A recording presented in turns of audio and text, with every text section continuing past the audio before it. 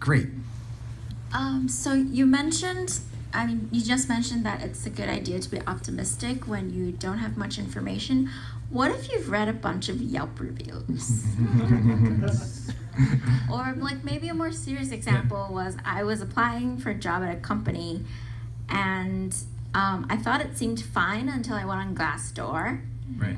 And it didn't have very good ratings. Right. And one of them said, treat your employees like people. And then I was like, I don't know anymore because it's like it runs in opposition to like how I feel. And I'm generally optimistic. So I went for the interview and it was terrible.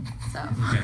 Yeah, so I think we're now running an algorithmic agony column up here. So I mean, in that case, the more information you have, right, what you're doing is you're lowering your upper confidence bound. So as you're getting that information, you're updating both your estimate of how good the place is, but also your certainty about how good that place is. So if if there's a restaurant that has 500 Yelp reviews and they all give it, 2 stars, that's data, and as a consequence, you should, tighten your confidence interval as well as lower your estimate.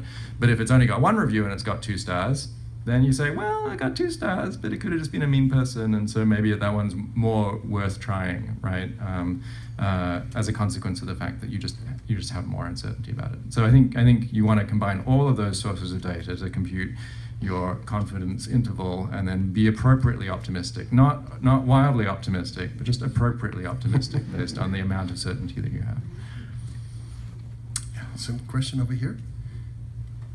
Oh, okay.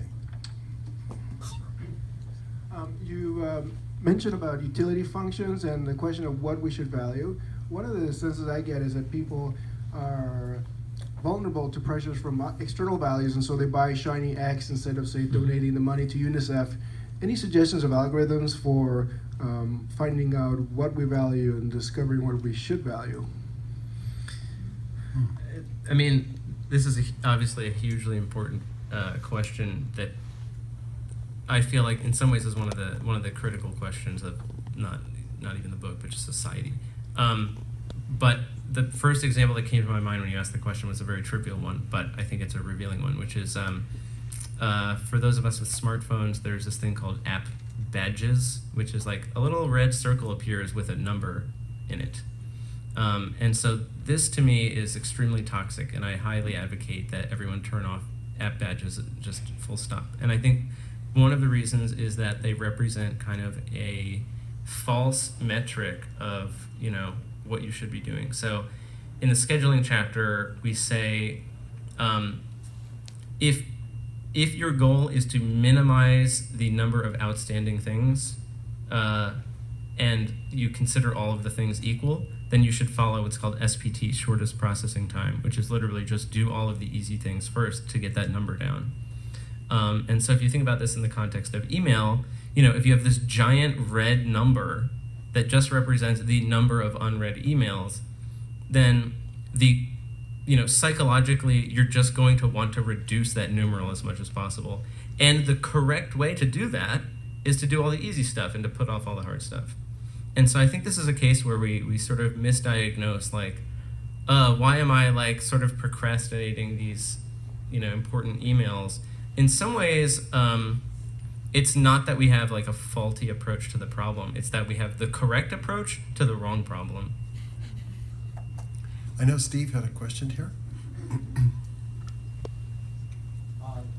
In the parking secretary type of problem, it seems to me that your algorithm assumes looking for the ideal person, or as close to the platonic ideal, the perfect parking place, the perfect secretary.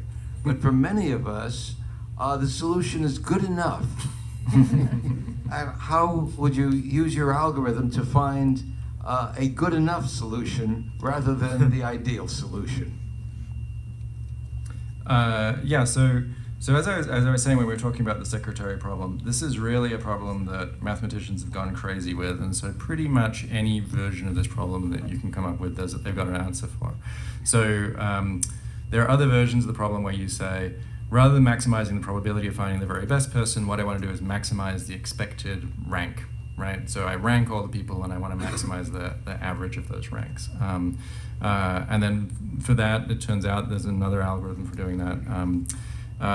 You can also have other kinds of objectives. So I think a very reasonable one is, if you spend all your time looking for the very best person, you don't have any time to spend with that person, right? And so you might want to maximize the amount of time that you get to spend with the best person, or maximize the amount of time you get to spend with them multiplied by their average rank, or all of these different kinds of things. And so we have a very extensive footnote where we summarize about 50 years of mathematical research with very precise numbers. So, for example, if you want to maximize the time you spend with the very best person in your set of n people, then you should spend the first 0.204 n plus 1.33 people establishing a standard, and then make an offer for the next person who's better than any of those people. Yes, the question back over there. Oh, okay, this one over here. All right, good, please. Hi. This talk is about using the algorithm by human beings. It makes me wonder how intangibles, or say biases, or even drawing the fact that the subconscious mind has a lot to do with our decision-making process. How does those factors affect the algorithm? Does it make it richer, or does it make them fail, or how does it affect in general? This comes up in the book, I think, most explicitly in the context of these sort of ill-posed prediction problems, where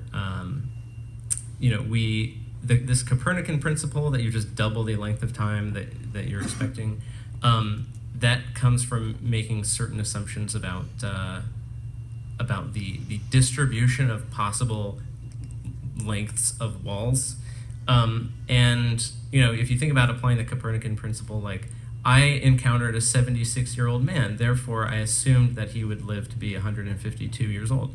All of a sudden that doesn't really make sense. And it doesn't make sense specifically because we actually have enough experience with that domain to know the distribution of human lifespans. And so this is one of those things where, we say in the book, how you respond to questions like this is actually incredibly revealing about the kind of life that you've had and the kinds of experiences that you've had. So it gives a way of rethinking what is one of the canonical psychology experiments, which is the marshmallow test. Are you guys familiar with the marshmallow test? Okay, I'm getting a lot of nods, but for folks who aren't, there's this basic idea, which is you have a child in front of a marshmallow, and the child is incredibly tempted to eat the marshmallow, and you say, I'm going to leave the room. I will be back in 10 minutes. If you haven't eaten the marshmallow, you get to have 2 marshmallows. And it turns out that some kids cave and some can wait. Some torture themselves for a really long time, then cave, which actually seems like the worst thing you could possibly do. And there have been a number of explanations for the differences between these different groups. And I think one of the most kind of evocative and poignant follow-ups to this study was they did a study where some of the time the experimenter would also promise to bring you art supplies. Half the time she would bring you really cool art supplies, then you would do the marshmallow test. Half the time she would apologize, like she didn't know what happened to the art supplies, they're not there, then you would do the marshmallow test. The children in the case where the experimenter, or the adult, was reliable, were much more able to wait because they felt they could count on her to come back, and they could count on her to make good on her promise to give them the second marshmallow. The kids who had the unreliable experimenter were more likely to cave. And so here's a case where it offers us a poignant way of thinking about this, the kids in the original experiment, of kids who have been raised such that they believe adults to be trustworthy are going to behave differently than kids who are raised to believe that adults are not trustworthy. So this is a case where, just a very simple decision of, do you eat this thing that's been put in front of you, is potentially revealing of your whole kind of model of the world.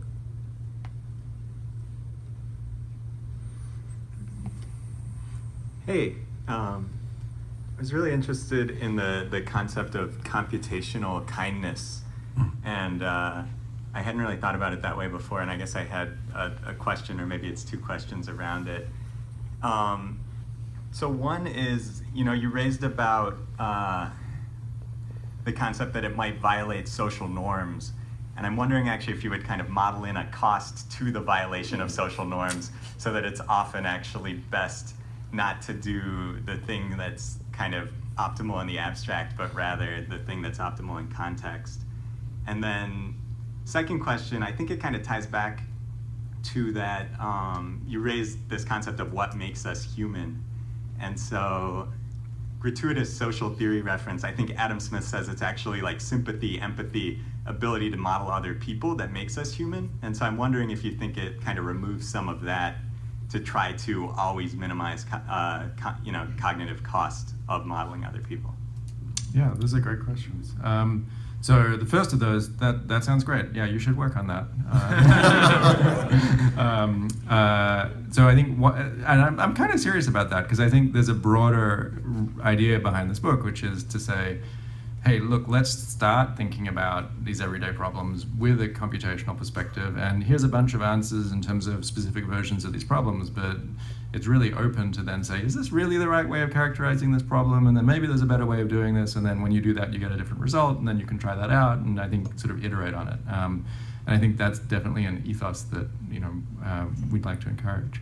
I think the second point about what makes us human, I mean, it's certainly the case that that capacity, what's called in psychology theory of mind, right? The sort of the ability to reason about the minds of other people, is one thing which is held up as being an important human ability. It's certainly something where when we look at animals, to the extent that they have something like that, it's often restricted or very specialized. And so I think it's one of those things which we do associate with our human identity.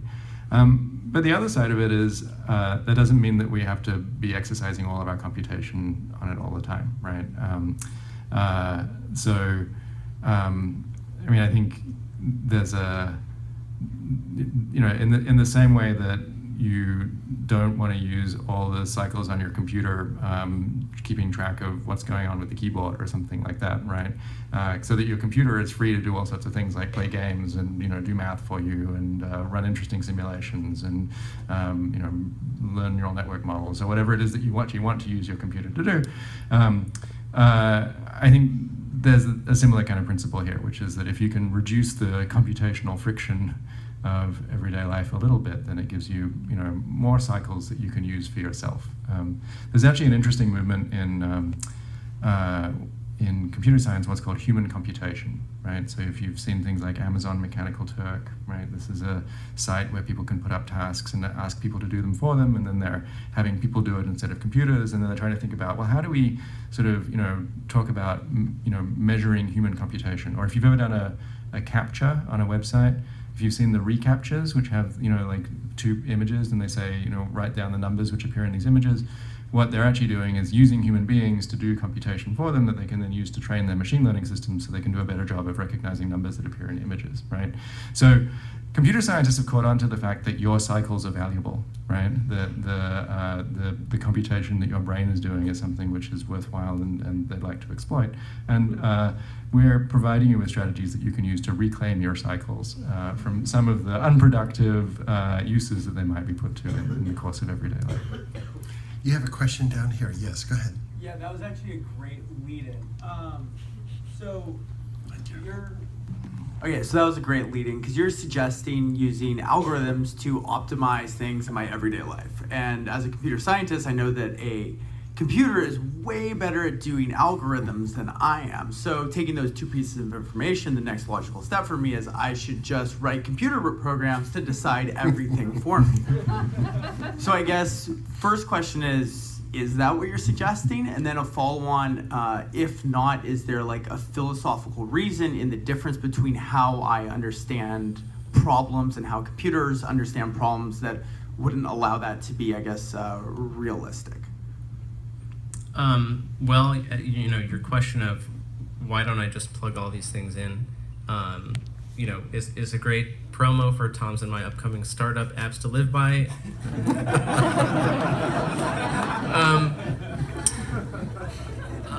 I think one of the things that really, one of the things that comes up in a number of chapters is that in order to get the really clean algorithmic answer, like 37, or something like this, you often have to make, like if you peel back the hood on the assumptions that go into that algorithm, there's in many cases one of two things happening. Either the objective function doesn't exactly map onto what we want. We kind of want to end up with the best thing, but we would rather get the best thing earlier, or we might settle for the second best thing earlier, or something like that. Or there's some kind of uncertainty about, going back to this kind of Bayesian thing, like what's the distribution from which I can expect these things to come? So we give in the book a very straightforward algorithm for selling an asset based on the cost of waiting for another offer. But if you sort of peel back the inner workings, it's assuming that there's a uniform distribution between $X and $Y, and that offers will be uniformly distributed in that range. In reality, every offer you get is then going into this complicated process in your head of oh, does this make me think that the market's going down, or was this just a fluke thing? And so I think it's very characteristic of human decision making that you are in fact re-evaluating how you're parameterizing the problem as you are in the act of solving it. And in many cases, I think you'd probably be better off just letting your brain do that. But having a framework in mind, having a vocabulary for the structure of what these clean solutions look like, and being able to use them as kind of a starting point or a benchmark, I think is nonetheless extremely helpful, even as you kind of wade into the foggier versions of the problem.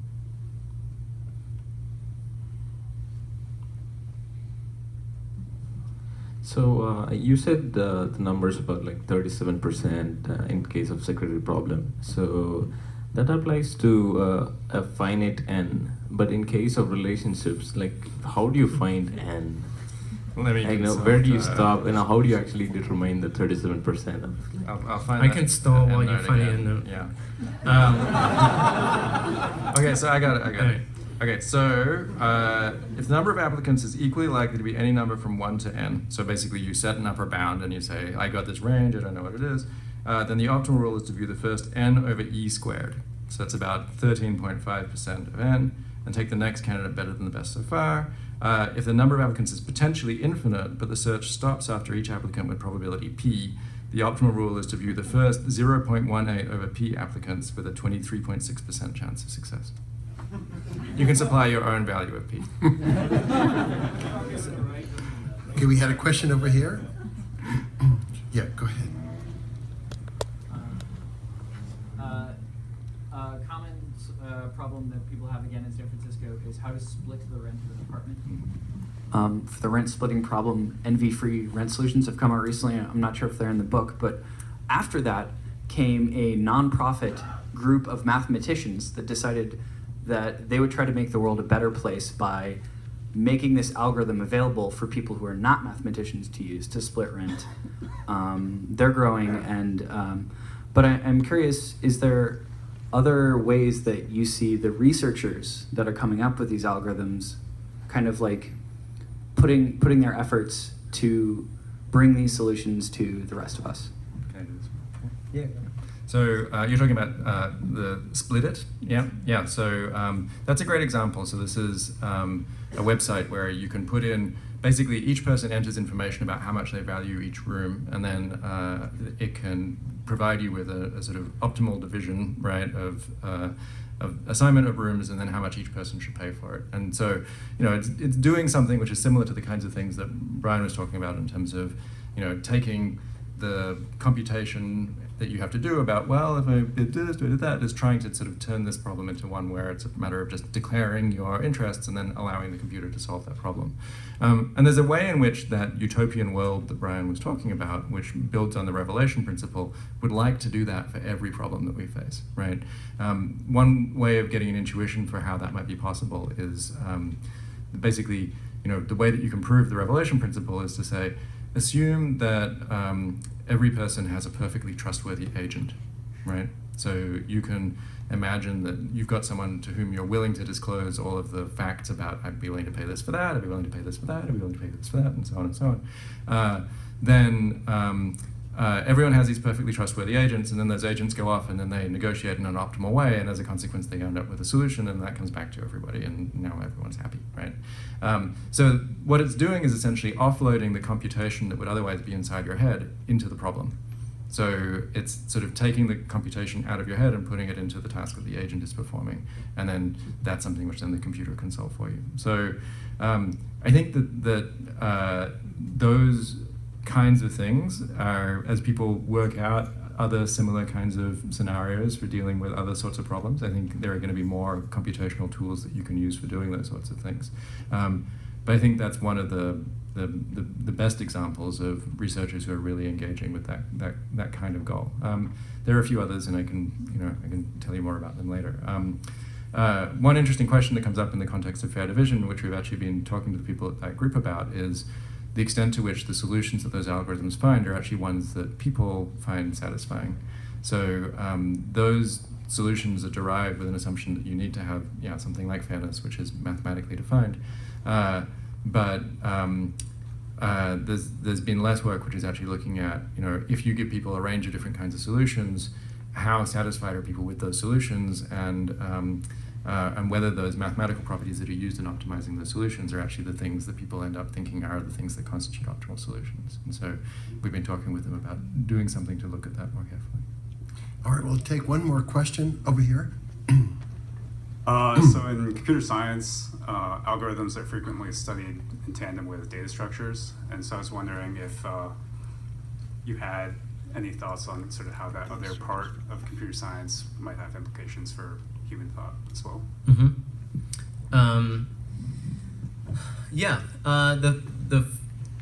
the first thing that comes to my mind in terms of what I get excited about in terms of data structures to live by, there was a topic that didn't make it into the book, so we'll give you guys the deep cuts. We had a section on a data structure that's called heaps. And what I think is very beautiful about a heap, so you can imagine a set of items that's just totally disordered, and then you can imagine a set of items that's perfectly ordered. A heap is this wonderful data structure for making something that has a very precise amount of order in it. And I won't get into the technical definition, but basically you would use a heap in a situation where you only care about knowing the greatest value in a set, but you don't need to sort the entire set. And so there's a lot of application for heaps in terms of how to optimally create a sports tournament, where you care about, you don't need to know which of every possible pair of teams is the better, but you do want to know who's the best team. It also comes in actual computer science. It's most famously used for what are called priority queues, and I think that's a principle that applies to human life also, which is if you have 100 things to do, you do not need to know whether the 97th most important thing is in fact more important than the 98th most important thing. You just need to know what you should do next. And so that just requires knowing, what is the highest priority thing in the whole structure. And so I think there's something both very philosophically very beautiful about this data structure that maintains just enough order to work, and there are also these kind of tantalizing implications. But yeah, we left that one out. So heaps. I just want to put in a plug for Brian's software development project, which was that he wrote a to-do list manager, which is based on heaps. So the nice feature of heaps is that instead of having to then decide where you would put something in your priority list, you just had to make a bunch of pairwise decisions. Is it more important than this? Is it more important than this? Is it more important than this? So this to-do list manager, which I named Heaps To Do, It's kind of a fun alternative to a traditional to-do list manager, which we tried for a little while, and then some random person on the internet tried and really got into. So Yeah, that's right. Yeah, so yeah, this question of what is the absolute minimum of number of decisions I need to make in order to know exactly what I should be doing right now.